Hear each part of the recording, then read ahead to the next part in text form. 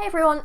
Yesterday we were looking at this book by Michael and Debi Pearl, and it's a book which has caused a hell of a lot of pain and damage in the world. Sadly, parents following the teachings of this book have caused some horrific damage to their children, and it has been linked to the deaths of at least 3 children, if not more. I spoke about it in yesterday's video. I will leave a link to that down in the description below, and also probably as a pinned comment. If you want to read this book, I will leave a link to an archived version of the text down in the description and as a pinned comment as well, so you can find that there. But today we're just going to jump into how horrific this is.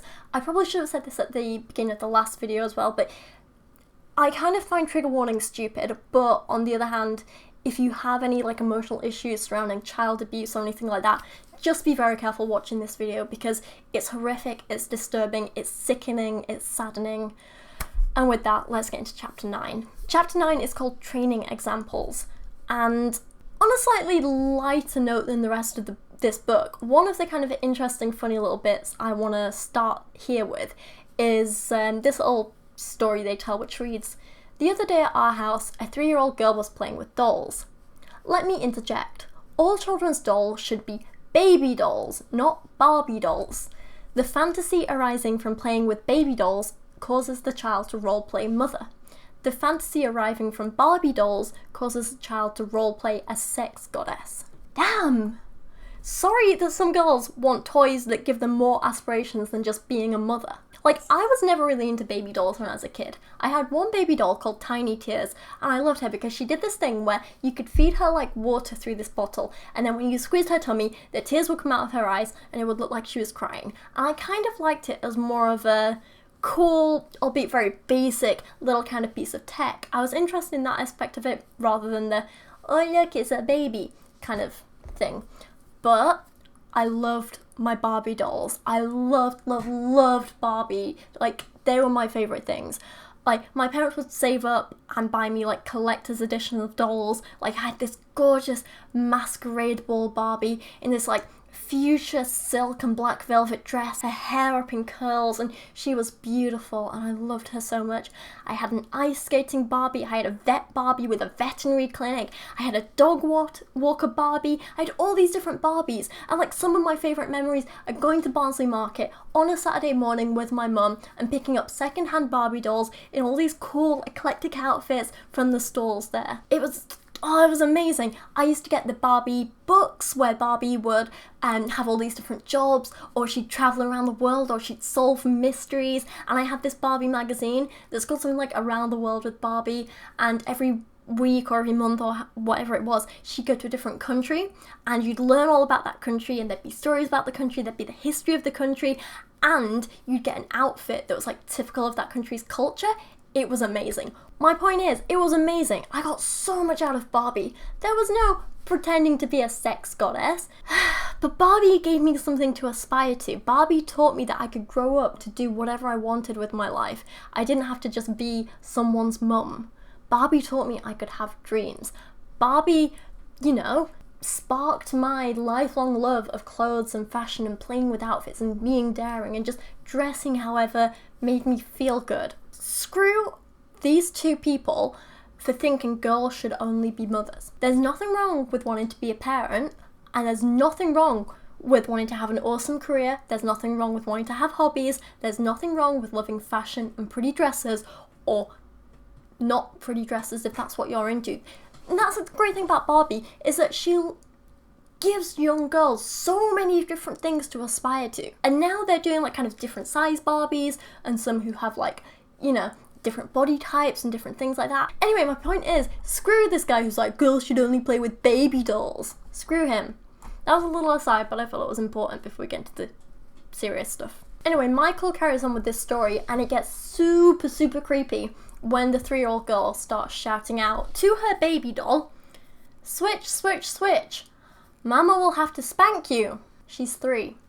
That cannot be emotionally healthy behaviour, right? I mean, they say that kids mimic their parents and the people around them, but I just don't think this is something we should be teaching 3-year-olds to mimic. Now, the rest of this chapter is just filled with stories of them beating their children, them beating other people's children, them telling other people to beat their children, and so on. You get the idea. In chapter 10, they tell stories of coaxing their children towards guns and hot stoves, just so they can shout at them and hit them to train them not to touch it in the future. And I mean, yeah, teach them not to touch dangerous things, right? But if you're enticing them towards it in the first place, and then shouting at them, and then hitting them, to me that kind of sends mixed messages, and I'm not sure you should be doing that.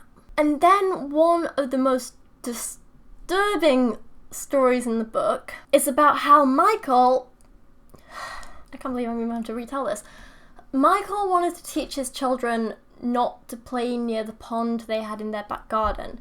So he would just let his children fall into the pond and be like, oh, they learnt their lesson now, I'll go fish them out. But one of his children never fell in the pond. So to teach her a lesson, he pushed her in. Now, I don't know what age she was, but based on the following paragraphs, I know she was under 4 years old. He pushed probably like, let's just guess around 2 years old. He pushed a 2-year-old child in the pond. It's insane. It's literally insane. Michael goes on to write stuff like, I am the general, and I have taught the children to obey first and ask questions later. I mean, I guess that's useful in dangerous situations, right? If you have to shout, run for your life, or look out, or duck. Yeah, you want your kid to act first, ask questions later. That is fair enough. But, on the whole, in real life, I can't help but think this is really, really terrible. Like, obey first, ask questions later is kind of the epitome of indoctrination, you know? I just don't think it's healthy, and it might just be me, but I'm a big believer that, like, once a child gets to a certain age where they can understand things, you should explain to them the why when you're asking them to do something or telling them to do something. You should explain to them why it's good or why it's bad or what the consequences will be, because then they'll understand not to do it again, you know? Or to do it again, or whatever. He then talks about training his children by getting them to run drills. So he would do these things with them where he'd like give them instructions and expect them to act on it straight away, like, sit down, don't speak until I tell you, come here now, go touch the door. And he compares them to, and I quote again, little proud soldiers. Or as I like to say, little mindless drones, but whatever. If they didn't do exactly as he asked on the first time, without question, they would beat him with a rod. Now he says, this may sound all cold and harsh, I hope it doesn't, for it was warm, friendly, loving. But it just doesn't sound that way. It sounds like a maniac on a power trip taking it out on children. Nothing about that sounds warm, friendly, or loving. You can claim it's like a game of Simon Says. But in Simon Says, when you do something wrong, you don't get beaten with a cane. Jumping forwards again all the way to chapter 17, Michael writes, I have cringed while watching a proud parent use God for a rod of discipline. A child has been bad and the mother warns, you shouldn't do that. God doesn't like it. Or, God is going to get you for that. Talking about negative counterproductive training, the product of this discipline will be a God-hater whose fear of God will be despising. Never, I say never, use God to threaten or intimidate your children into compliance. If you constrain him through divine threats, he will throw off religion at the earliest possible date. I have seen Christian parents whose children become rebellious and bitter against religion for this very reason. Yeah, that's right. Make your children fear you, not your imaginary friend. So yeah, Michael thinks you should never use God as punishment and never use reading the Bible as a punishment either. Don't use God as a threat, blah, blah, blah. In his words, the rebellion should be resolved by the rod and correction. In chapter 19, Michael decides to take on schools, and he writes that you should never even consider sending your children to private Christian schools, much less the public automaton factory. God didn't make teenage boys and girls to sit together in a classroom every day, using their brain while real life passes them by. He says children need a mother who teaches them, not a teacher who doesn't have the emotional energy to mother them. Young men need a father who teaches them to work, not a father too busy working to teach them. The best schooling for children is a good home life, not a home that is a school. Okay, so he doesn't like schools, he doesn't like proper lessons, he doesn't like a proper curriculum, he doesn't think teenagers should be in a classroom together. And for all those people out there shouting, but socializing from a young age is important, he has an answer. He says, if you fear your children are too isolated from the world and need what the socialists call socialization, then get yourself a TV and sit them down in front of Hollywood about 2 hours every day. They'll be a duplicate of the public school parking lot back alley morality. Put your child to the breast of Hollywood and they will never be nurtured on the milk of the word. Hollywood is a far more effective teacher than you will ever be, and they have an aggressive, appealing agenda. If you want a child who will integrate into the new world order and wait his turn in line for condoms, a government-funded abortion, sexually transmitted disease treatment, psychological evaluation, and a mark on the forehead, then follow the proper guidelines in education, entertainment, and discipline. But if you want a son or daughter of God, you will have to do it God's way. I get it now.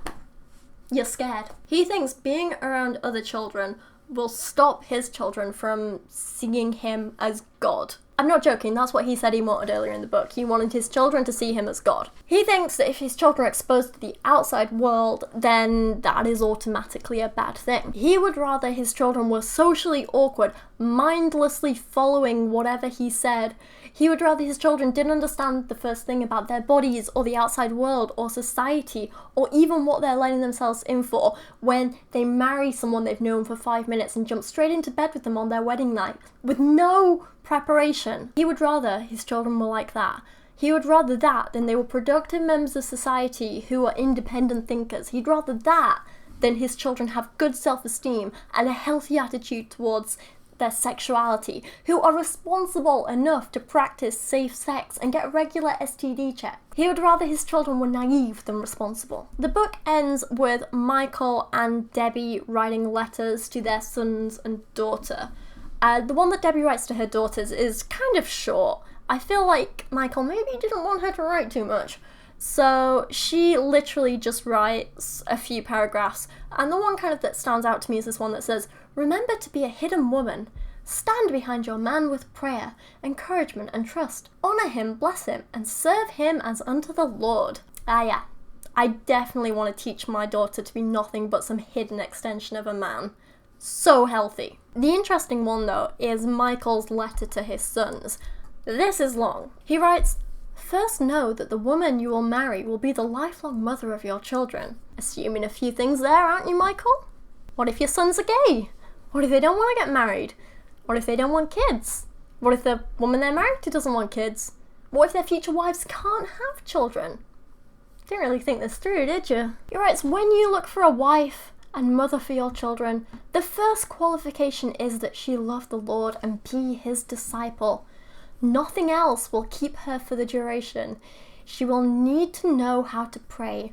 A girl who takes Christ for granted will do the same with her family." So what I think he means here is, don't you dare be marrying one of them there atheists or Muslims. Ain't no son of mine bringing one of them devil worshippers into my home. Never doing that accent again. But that's what he means, I think. The second thing to look for in a prospective wife is cheerfulness. A girl who is unhappy and discontent before marriage is not suddenly changed afterwards. Everyone has trials and adversities. The happy, cheerful girl has learned to deal with them and still enjoys life. No man can make a discontented woman happy. A woman who does not find joy from a wellspring within will not find it in the difficulties and trials of marriage and motherhood. Okay, so what he actually means here is, find a woman who will always pretend to be happy. That is the key to your happiness, son. You don't want a woman who shares her true feelings with you. None of this, a woman coming up to you and saying, "Honey, I'm feeling a little bit rubbish today, can I have a cuddle?" You don't want that, it's a burden on your time. What you need is a woman who suppresses her emotions, who pushes them down, who hides them. If she's feeling sad, she plasters a pretend smile on her face and just lets it damage her emotionally and whatever over the years. But you need that smile plastered on her face so you don't have to deal with anything. That's what you're looking for, kid. The next quality to look for is thankfulness. When a young girl is unthankful towards her family or her circumstances, a change of environment and relationships is not going to make her thankful. Thankfulness is not a response to one's environment, rather an expression of the heart. Avoid a moody, unthankful, unhappy girl. Boys, take note of a girl's attitude towards her father. It doesn't matter what kind of a louse he may be.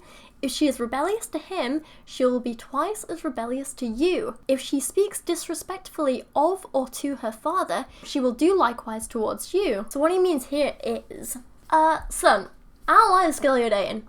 She's a real downer. Never heard her say a nice thing about her family. She never prays for them.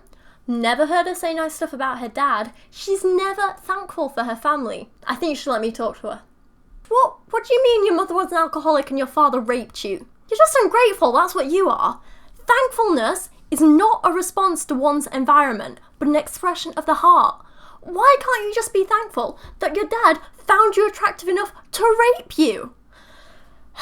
He risked his freedom by breaking the law to rape you. Why is your response to that to be a moody, unthankful, unhappy girl? I don't understand. Kids these days. The next quality to look for is a creative hard worker. Don't marry a lazy, slothful girl. Looks can get mighty old lying up in a bed framed in a dishevelled, griping, slothful pout. Whatever you do, avoid a lazy girl, but she must only be a hard worker in the home. Don't want any of these career women. You need a woman who's going to work hard to look after you and your children.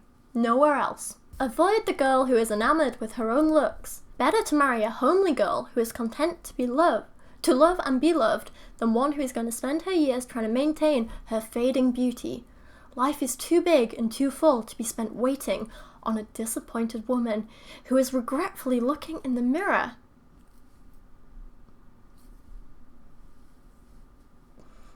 Is it rude of me to say this kind of explains Michael and his wife? Yeah, no, that's too far. I'm sorry, I take it back. That was really mean of me. I'm sure... No, she doesn't have a nice personality. I was going to say I'm sure there's something redeeming about her, but... No, she beats children. I can't be nice to her. Avoid like the plague the girl who would pursue her own career outside the home. A wife must be your helpmeet. There we go. Proving my last point about laziness right there. The last qualification is a love for children. A girl who doesn't want her life encumbered with children is suffering a deep hurt and is walking a road to misery. Damn, there's some brutal words. So, I'm not too fussed about kids, right? I love my nephew, but it's never ever been like some big dream or goal of mine to be like surrounded by children that I've popped out. It's just not something I've ever seen in my life. It's not something I've ever felt a need for, right? Like me and Dan have always said, in a good few years, maybe we'll try for a kid. Maybe we'll have one of our own, but it's going to be like a kind of like, we'll wait and see what happens. If it happens, it happens. If it doesn't, it doesn't. Yeah, that's fine. But if I'm not actively trying for kids, if I'm not actively wanting kids, if I'm not actively spending my whole life working towards having kids, does that really mean I'm suffering a deep hurt and I'm walking a road to misery? That deep hurt must be really painful if I can't even feel it, you know? He writes, now I want to speak to you about being good fathers. While you are still young and unmarried with no children, do what all of God's creatures do. Prepare the nest for their arrival. Don't put yourself in an occupational position that will leave you out of position to be a good father. Plan your life's trade so as to maximize your role as father.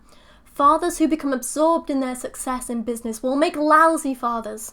Don't have a life for yourself. Only live life to have more children. So they can have more children. So they can have more children. And they will only live life to have more children. So they can have more children. So they... Are we sure these guys don't believe in evolution?